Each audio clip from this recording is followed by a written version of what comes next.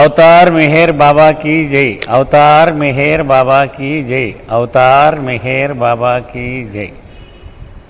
మన ప్రియతమని కృపా విశేషం వలన రియల్ ట్రెజర్ 2వ వాల్యూమ్లోకి వచ్చాము. 2వ వాల్యూమ్లో let go of small things, చిన్న చిన్న విషయాలను పట్టించుకోవద్దు అనేటువంటిది పూర్తి చేశాం మనం ఆగిన రోజున. అంటే చిన్న చిన్న విషయాలు పట్టించుకోవద్దంటే మన జీవితంలో మనం చాలా సంఘర్షణ వాతావరణాన్ని అనుభవించిన సంఘటనలన్నీ విశ్లేషణ చేసుకోమంది ఆవిడ మణి. చూస్తే 100కు 100% పనికిమాలిన విషయాలే ఉంటాయట. వాటి గురించే మనం హీటెడ్గా డిస్కస్ చేసేసినవి ఉంటాయి. అవి నిజంగా మనకు పనికొచ్చేవి, విలువ కలిగినవి చాలా తక్కువ శాతం ఉంటాయట. అంటే మన జీవితాన్ని వృధా చేసేస్తున్నామని దాని అర్థం. చేస్తే కూరలో ఉప్పు తక్కువ ఉంటే అది పెద్ద గొడవ అయిపోద్ది. కృష్ణుడికి మీసం ఉండేదే కాదు, అది పెద్ద గొడవ. ఇంటేంటి ఉండకపోతే అంటే మనం ఆలోచన చేస్తే అప్రధానమైన విషయాల గురించి మన తెలివితేటల్ని, శక్తియుక్తుల్ని, కాలాన్ని వృధా చేసేసుకుంటున్నాము. అది చూసుకుంటే మనకి చాలా వరకు కలిసి వస్తుంది. Okay, next chapter, don't forget the goal. అసలు నీ గమ్యం ఏమిటి అది ఎప్పుడు మర్చిపోకు, అది ఈ chapter. Erich would often warn us about distractions on a path and how indulging in these distractions would take away one's focus from Baba. Erich ఎప్పుడు కూడా పదే పదే పదే పదే చెప్తూ ఉంటాడు, ఇక్కడి నుంచి బాబా దగ్గరికి వెళ్ళాలి, అది మన టార్గెట్, మెయిన్ రోడ్కి వెళ్ళాలి. చెబుతారు రూటు, రామతీర్థ్ గారు చెప్తారు ఇక్కడ వెళ్ళారండి, 3 లైట్ల జంక్షన్కి వెళ్ళండి, అక్కడి నుంచి పిఆర్ కాలేజ్ గేట్ వస్తే అక్కడి నుంచి ఇలా వెళ్ళండి, ఇలా వెళ్ళిపోండి. ఇక్కడికి వెళ్ళగానే ముందు ఈ వీధి కనపడింది, ఈ వీధి కనపడింది, 4 వీధులు కనపడుతున్నాయి. ఇటు యూత్ సుబ్బయ్య గారు హోటల్ కనపడింది. ఇది ఇటు చూద్దామని ఇటు వెళితే అసలు అది నేను బయలుదేరిన పని పోయింది, మిస్ అయిపోయి. కాబట్టి ఇవన్నీ ఆకర్షిస్తూ ఉంటాయి, మంచి వాసనలు వస్తూ ఉంటాయి, మంచి మంచి సుందరమైన దృశ్యాలు కనపడుతూ ఉంటాయి. ఇటు పోతే పోయింది, అసలు నా ప్రయాణమే పోయింది, నా గమ్యం ఎందుకు బయలుదేరాను మిస్ అయిపోతూ ఉంటాం. మనం ఎప్పుడు కూడా బాబా వైపుకి మనం వెళ్ళి ప్రయాణంలో ఈ దారి తప్పిపోయేటువంటి ప్రమాదాల గురించి చాలా జాగ్రత్తగా ఉండాలి. మనం ఈ దారి నుంచి పక్కకు మళ్ళీపోతున్నామా, తినగా వెళ్తున్నామా, అది చూసుకుంటూ ఉండాలి. The following incident happen between Erich and long time resident. ఒక సంఘటన చెప్తాను. ఎరిచ్కి చాలా కాలంగా మేరాబాద్లో మకాం ఉంటున్న ఒక ప్రేమికుడికి జరిగిన సంఘటన నేను చెప్తాను. At the time of the incident in India the legal limit for interest and deposits with financial institutes or banks was not to exceed 18%. ఆ రోజుల్లో బ్యాంకు వాళ్ళు ఇచ్చేటువంటి మ్యాక్సిమం డిపాజిట్ మీద ఇంట్రెస్ట్ రేట్ అంతటే 18% ఇచ్చేవారు. ఇప్పుడు లేదనుకోండి, అప్పుడు వాతావరణం చెప్తున్నాడు. However, people would deposit their money with private parties for much higher interest, something 36% or 50%. అని చెప్తే చాలామంది ఎక్కువ ఇంట్రెస్ట్ వస్తుందని ఆశించి ఏం చేసేవారు, ఎవడో బయట ఆ దుకాణంలో వాడు రోజువారీ ఇంట్రెస్ట్ అంటాడు, వాడికి ఇచ్చేస్తే వాడు 36%, 50% కూడా ఇస్తూ ఉంటాడు. This resident had an offer from someone who was promising a very good interest rate but above the legal limit. ఇలాగ ఈ బాబాలు ఎవరు ఉన్నాడు కదా, ఇక్కడ చాలా కాలంగా ఉంటున్నాడు, వాడికి ఎవడో ప్రామిస్ చేశాడు, నువ్వు రిటైర్ అయిపోయినాడు, నువ్వు 4 డబ్బులు జాగ్రత్త పెట్టుకోవాలి, పోయి నేను ఇస్తాను, నీకెందుకు, నీకు బయట బ్యాంకుల మీద 18% ఇస్తానే నమ్మకాలని లాభం లేదు, నీకు 20%, 28% ఇస్తాను నేను అన్నాడు. He approached me and asked about this. రుస్తమని అడిగాడు, ఏమైనా ఇది చేయనా నేను ఏంటని సలహా అడిగాడు మిత్రుడు. ఇలా వచ్చింది ఆఫర్, నాకు మంచిదేనా అని. As was my custom I directed him to Erich. నాకు అలవాటు ఏంటంటే నేనేం సలహా ఇస్తున్నామో, ఎరిచ్ పెద్ద ఆయన ఉన్నాడు, ఆయన దగ్గరికి వెళితే మంచిది అన్నాడు. But I two was curious to hear what he had to say. నేను కూడా అక్కడ కూడా వెళ్ళి ఏం చెబుతాడు ఎరిచ్, మనం నేర్చుకోవాల్సి ఇలాంటి విషయాల్లో అని వెళ్ళాను. So the resident approached Erich and asked him for advice. వాడు వెళ్ళి, ఏమంటే ఇలా ఉంది, నాకు సమస్య వచ్చింది, బ్యాంకు వాళ్ళు 18% ఇస్తున్నారు, ఆ బ్యాంకులో పెట్టుకున్నాను, కానీ ఆ ఫ్రెండ్ 28% ఇస్తానంటున్నాడు, డబల్ వచ్చేస్తుంది, నేను చేయవచ్చా, సలహా చెప్పండి అని అడిగాడు. Erich appeared to be very upset and said angrily. చాలా కోపం వచ్చింది ఎరిచ్కి. ఆ కోపంలోనే ఇలా చెప్పాడు, go and do what ever you feel like doing. నీ ఇష్టం ఎలా ఉంటే అలా చేసుకోవా, నీకు ఎలాగ ఇష్టం ఉంటే అలా చేసుకో, నన్ను ఎందుకు అడుగుతావు. Why do you ask me about it? నన్నెందుకు అడుగుతావు ఇలాంటి పనులన్నీ? It looks like you want to do it and you won't listen to what I have to say anyway. నువ్వు ఆల్రెడీ కమిట్ అయిపోయినట్టుగా ఉన్నావు. నువ్వు చెప్పే విధానం చూస్తే ఇది ఓన్లీ 18%, అది 28% వస్తుంది. నాకు చాలా అవసరం కూడా డబ్బు.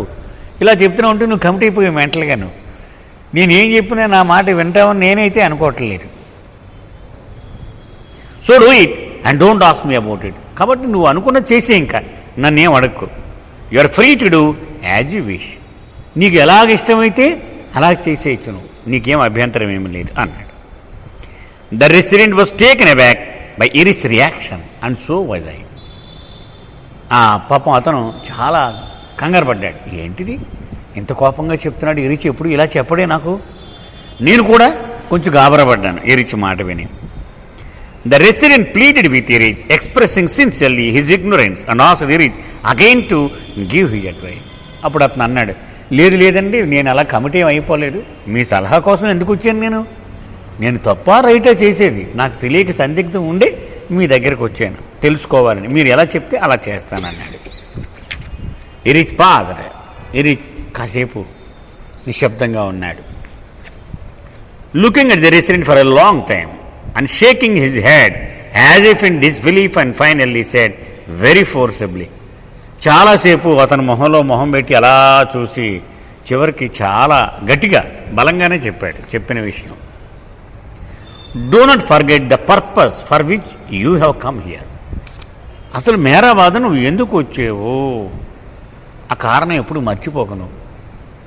నీకు ఏ ప్రశ్న వచ్చినా మొట్టమొదటి అది నువ్వు సమాధానం చెప్పాలి. దాన్ని ఎందుకు వచ్చావు నువ్వు ఇక్కడికి, అది నీ దృష్టిలో ఉండాలి ఎప్పుడూ కూడా. There shall be many distractions and temptations. ఇక్కడ కూడా చాలా రకాలైనటువంటి ఆకర్షణలు ఉంటాయి, ప్రలోభాలు ఉంటాయి. ఇక్కడ 4 సైట్లు కొనెత్తి ఇప్పుడు చౌకలు ఉన్నాయి, రేపు పొద్దున డబల్ అయిపోతాయి ఇవి అని ఆఖరికి నీకు బాబా కోసం వెళ్ళినోడి వల్ల అవన్నీ మానేసి సైట్లు కొనడంలో పడిపోతాడు. అంతే కదా, ఇవన్నీ ప్రలోభాలు, మన మనసుని ఆ వికారాలకి గురి చేసేటువంటివి ఇవన్నీ కూడా. And intelligence in these will weaken the intent and purpose of your being here. నువ్వు ఎందుకు వచ్చేవో ఆ కారణం నీరసపడిపోద్ది ఆఖరికి. ఇలాంటి వాటిల్లో గనక నీవు మనసుని లగ్నం చేసి ఇందులో పాల్గొనడం మొదలు పెడితే పోయింది. నువ్వు వచ్చిన పని వేరు, ఇక్కడ చేసేది వేరు. Giving in to small temptations under one pretext or another will set the ground for indulging in bigger temptations. అది మొట్టమొదట్లో చిన్న చిన్న ప్రలోభాలకి ఎవడైనా బలవుతాడు. గ్రాడ్యువల్గా అవి పెద్ద పెద్ద ప్రమాదాలకి వీడిని బలి చేసేస్తూ ఉంటాయి. ఉదాహరణకి బాగా మద్యానికి బానిసైపోయిన చూడండి, వాడు మొట్టమొదటి సరదాగా మొదలు పెట్టింటాడు. వాడు ఒక్కరోజుకి పడిపోతాడు. నువ్వు ఆ సరదాగా మొదలెట్టింది వాడికి ప్రమాదంలోకి ముంచేసిన పరిస్థితి వస్తుంది. అంచేత ప్రలోభాలు మొట్టమొదట చిన్నవిగా కనపడతాయి, కానీ చివరికి అవే పెద్ద పెద్ద ప్రమాదాలకి దారితీస్తాయి. It is like a seed which if you water it will grow into a full grown tree. అది చిన్న గింజ లాంటిది. ఆవగింజ ఎంత ఉంటుంది, ఇంత గింజే ఉంటుంది. కానీ దాన్ని వేసి రోజు నిన్ను నీళ్ళు వేసి జాగ్రత్తగా పెంచావు అనుకో, అది ఇంతంత ఆకులు వేసి పెద్ద చెట్టు అవుతుంది. అలాగే మొట్టమొదట చిన్నగా కనపడిన ప్రలోభం అది ఉపద్రవం అయిపోద్ది చివరికి. So be careful and remind yourself every day of the purpose for which you have come here. అంచేత ప్రతిరోజు జాగ్రత్తగా చెక్ చేసుకుంటూ ఉండు. ఎందుకు వచ్చాను నేను ఇక్కడికి అని ప్రశ్న వేసుకో. నేను చేస్తున్నది ఏమిటి, నేను ఎందుకు వచ్చాను ఇక్కడికి. At the end of a day's work look back and see whether the activities of your day are taking you closer or taking you away from the goal. సాయంత్రం నువ్వు పడుకుంటున్నావు అనుకో, అప్పుడు ఒక్కసారి సమీక్ష జరుపుకో. ఈవేళ చాలా పనులు చేశాను, ఎవరింటికో వెళ్ళాను, ఎవరింటితో మాట్లాడాను, ఎవరితో ఏదో చేశాను, ఇది చేశాను.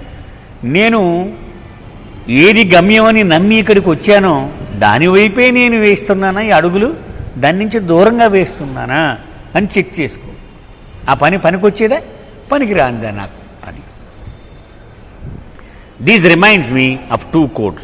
రుస్తం చెప్తున్నాడు, నాకు ఒక 2 వాక్యాలు జ్ఞాపకం వచ్చినాయి. The first is from lord Buddha. మొట్టమొదటిది బుద్ధ భగవానుడు చెప్పినటువంటిది. Indulge in your desires just a little indulge in your desires just a little and your desires like a child will grow. ఏమిటట?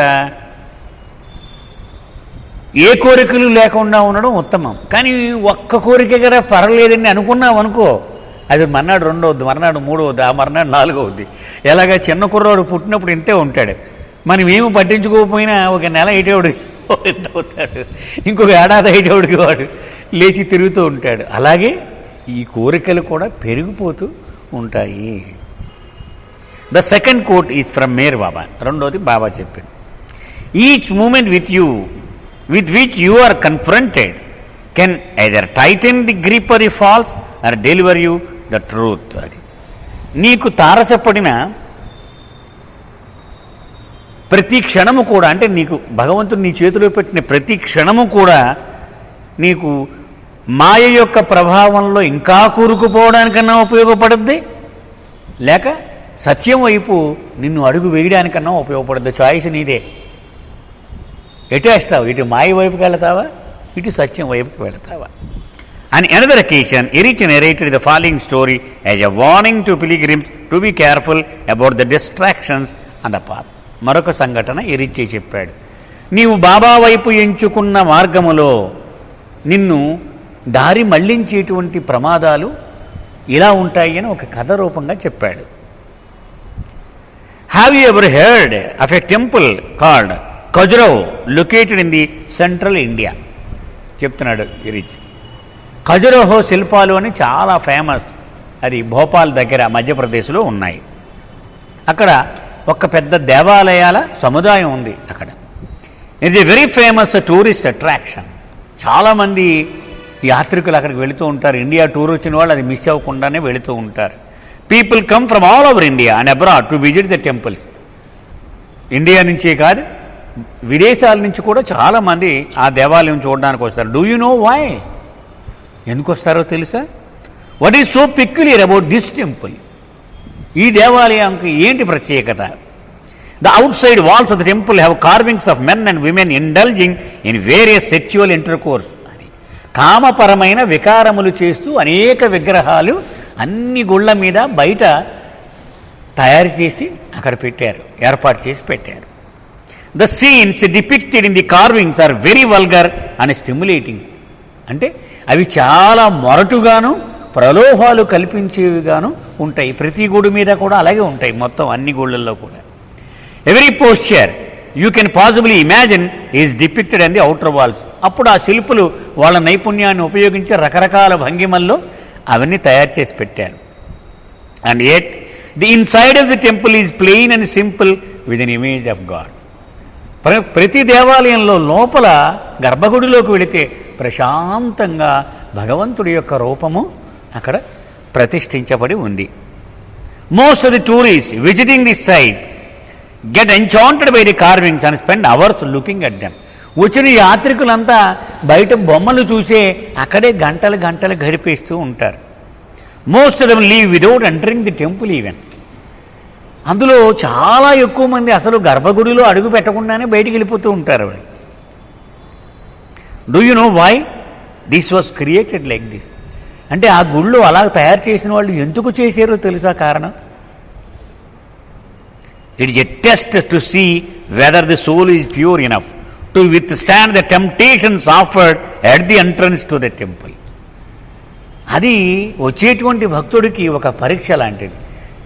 నీ మనస్సు, నీ హృదయము ఈ ప్రలోభాలకు లొంగకుండా నిజంగా దేవుడి దగ్గరికి వెళ్ళడానికి సంసిద్ధముగా ఉన్నదా లేదా అని ఒక పరీక్ష.